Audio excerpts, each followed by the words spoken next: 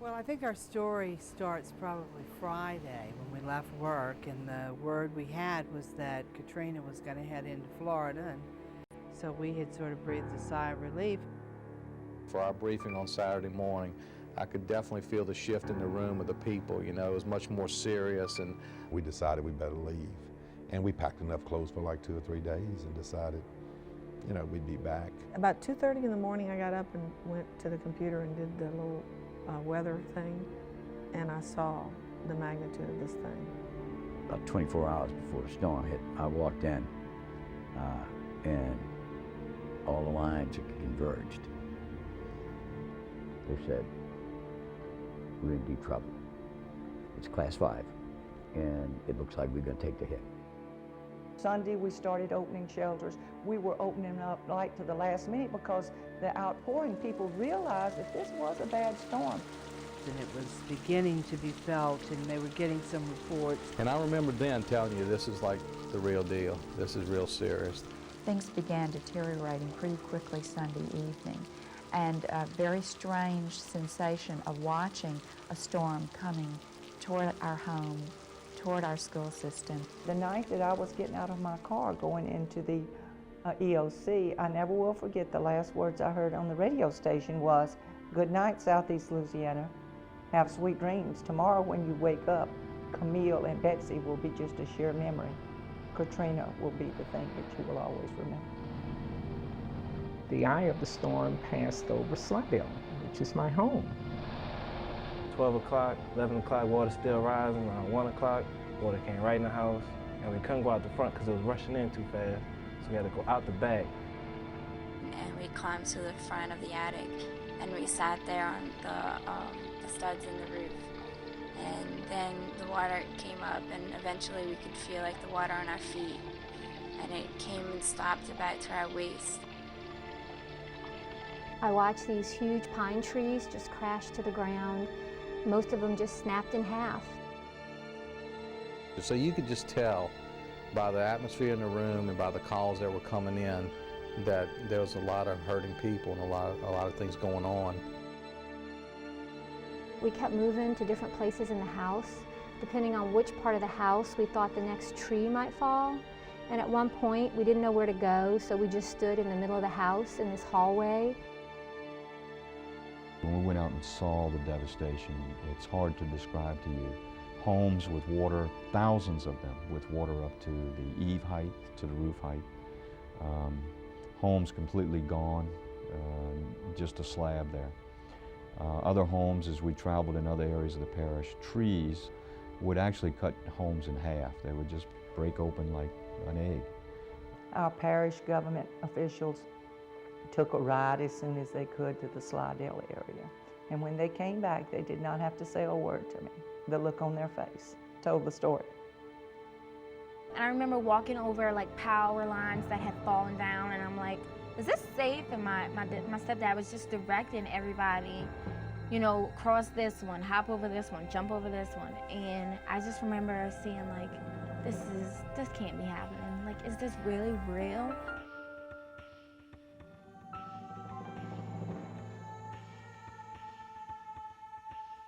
The city was broken. Selman High School had 7 or 8 feet of water and most probably half a foot or a foot of mud. Surge of water actually blew open our NT lab. Brick walls was just knocked down completely. The east end of the parish, especially Salmon, Brock, Abney, St. Tammany Jr., had a huge amount of damage. And it was just unbelievable what I saw. I mean, just water and mud. I mean, bookshelves, heavy bookshelves, they were just overturned, just everything upside down. The entire school area was flooded, so every child's home was either completely destroyed or severely damaged. We had no electricity, no power, no water, no sewer, no grocery stores, no gas stations. There was nothing. We were getting no news from St. Tammany Parish. I mean, everything was New Orleans, everything was the Gulf Coast, and nothing about Slidell, you know, Mandeville, Covington. It's no coincidence that in times of war, one of the first strategies is to do away with the communication system. That creates havoc. Now, we faced a situation not unlike that from Hurricane Katrina.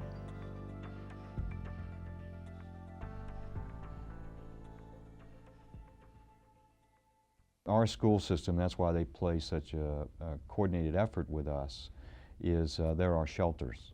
People that even had stayed through the storm now were in houses that were damaged, you know, water and wind, had no electricity, had no gas and things like that. So our shelters grew after the storm. It makes me just quiver to think about how many lives we may have lost if we wouldn't have had good schools like we did here in St. Tammany Parish to utilize. These wonderful people in the shelter, through no fault of their own, were here, that they were not going to be forgotten in our community, that they were going to be remembered, that someone cared, and they knew it.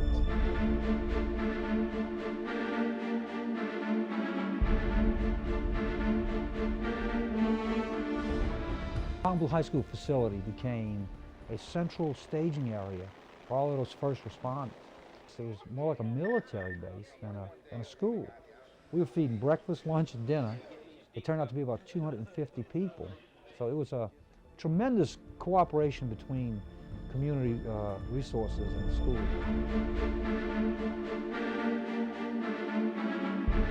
The devastation was such, and the magnitude of it was such, that it was hard to put your arms around it. You know, where do you start?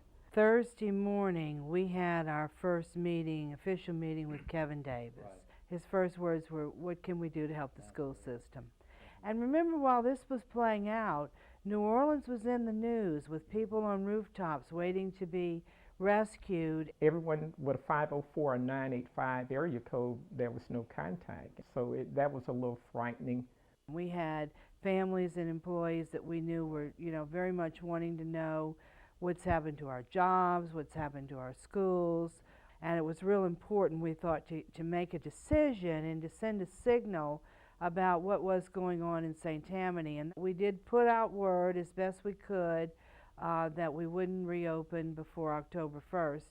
And I think it must have been from our lack of sleep or something that we came up with a date that was so tough. And we chose that date because it was a month away, and clearly we couldn't do what had to be done in any less time. When we made that decision with Kevin Davis, how the word spread so fast. It was like excitement. It was like something people needed to hear.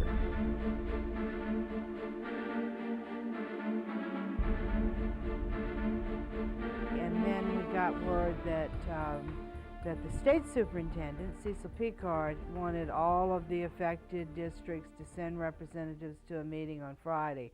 And by the way, we had to get the fire station down the street to give us 10 gallons of gas to make it to Baton Rouge because couldn't get gas anywhere. As we walked in, the meeting had already started and the districts were giving their assessments of when they would reopen. And we were hearing St. Bernard saying they didn't think they'd reopen this year, and Plaquemine also said they didn't plan to reopen this year, and Jefferson was saying that they would reopen some schools January. Orleans was saying some schools in January, and we walked in and we said, well, we're going to reopen October 1st. And, that turned into a little rallying cry right there at the State Department from some of the other parishes as well. I like to think that St. Tammany sort of set the tone that if you have a can-do attitude, and you move to rally your people, that you can make things go faster.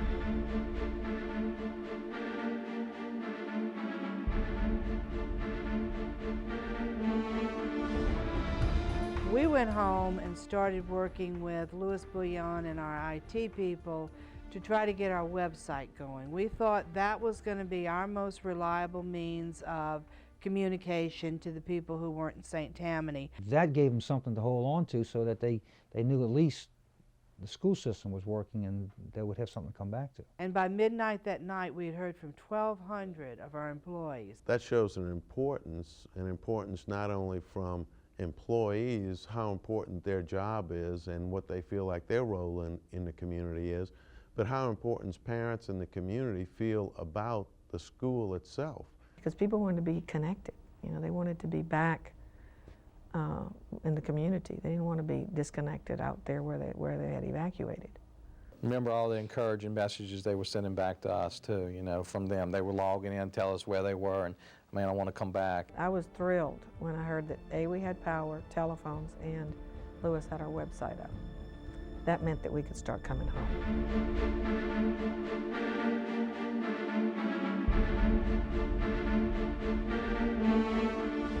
Superintendent Sloan established very quickly some staff meetings. We started that meeting off talking about sort of finding out where everyone fared with the storm, and that was an eye-opener. You know, some people had lost everything. So we had folks who were trying to take care of them. You know, let's find you a place to live. Let's get you some clothes. Many of these folks not only lost their homes, but they did lose their schools. And so they lost the two things that were closest to their heart, you know, beyond their children. So we had to take care of them first. You know, the story about taking the oxygen so you can help the other person is absolutely true. Just the feedback and the contact with, you know, what employees have you talked to, who haven't you heard from? And it just showed us, again, geez, what we got here for October, you know, and what are we going to do to get to work here, you know, having a plan and wanting to do it is one thing, but actually making it happen was another, and that was an eye-opener to us. So I remember driving the neighborhoods, Delwood, Westchester, Lincoln Park, Bayou Liberty, and I was just looking for people who was trying, you know, gut their homes and, you know, maybe, you know, and give them the message that, you know, if y'all kids are coming back, we're opening school on October 3rd. That was an important thing for families to see the principals of their schools and employees of the schools to see their principals on the street saying, we're well and we're going to start school again.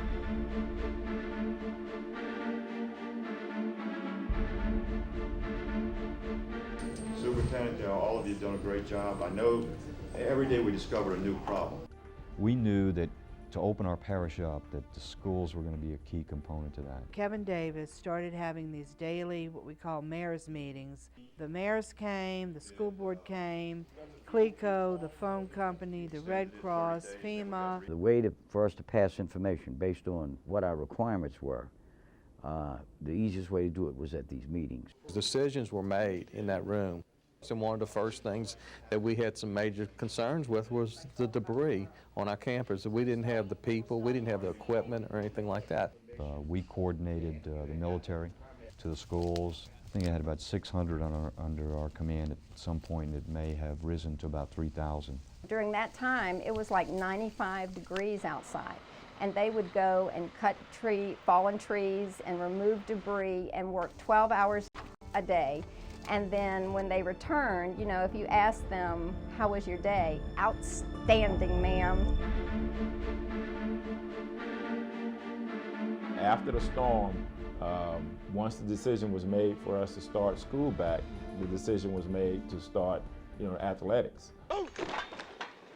The kids in the community have been through so much of a traumatic experience. The victory was just, with us, was getting back on the field again, and now we can kind of just move forward and put this behind us. And I remembered saying, all we have to do is kick off. When we kick off, we done won. From that point on, we're back. You know, the cheerleaders and the dance team were the same way. It was amazing that these kids had it within themselves to get back together and already perform. None of these kids have homes anymore. And they're back because they love the school and they want to be together. Our schools did an awesome job welcoming the students. Our own students who had been displaced, who were homeless, and kids who were coming from other parishes who were homeless. And when those kids came, to be able to offer them, if you were on a dance team or you were on a cheerleading squad, that you were going to be on that squad. To me, that was a donation we made to them, to put them in touch with a club or an organization that they had already been in touch with.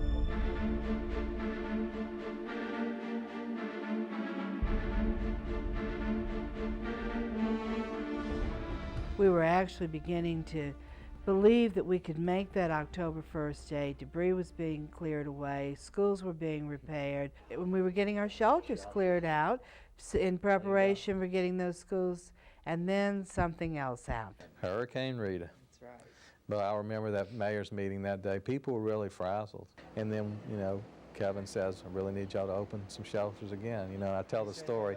I know when some of those principals see my name on their call ID, they don't want to answer the phone because I'm going to ask them to open a shelter again. But they understood. We actually had to open shelters back up just in case that it got worse, because you never know.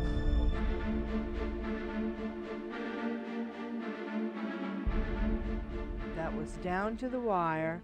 I remember that weekend you and I spent Saturday and Sunday going from school to school, really worried that we weren't going to be ready. I mean, we had parents that spent the weekend working at their child's school where their house was totally destroyed.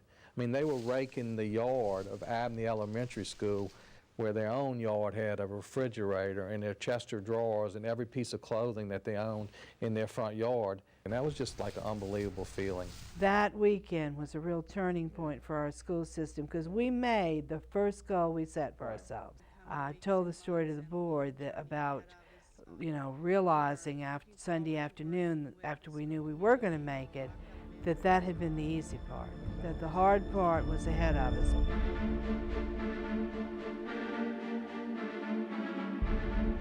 We were starting school again, and we were starting school in a different situation with a whole different set of rules. So we opened up on October 3rd, and for the first time since I've been in St. Tammany Parish, we had to platoon.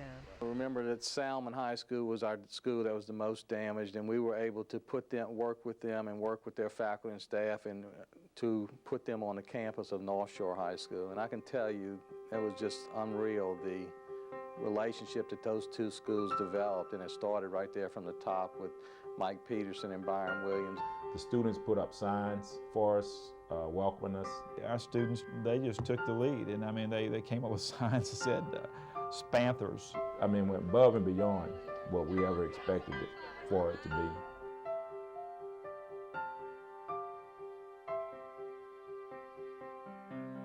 None of us thought about donations. None of us were thinking about that. We were thinking about how do we get our school started? How do we get back up and running?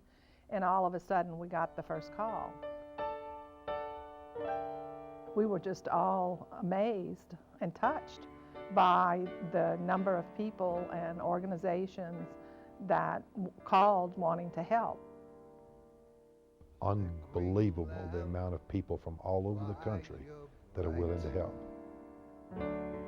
Lights are on again.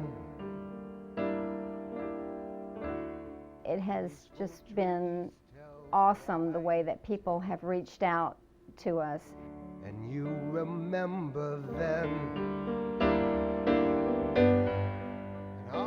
You know, people want to do something, and so they've given time, money, materials, you know, thoughts and prayers. Neighbors, friends, and family join. Together we survive. This is our love. This is our life.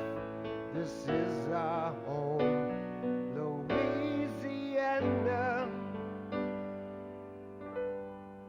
This is our day. Come what may. This is our home.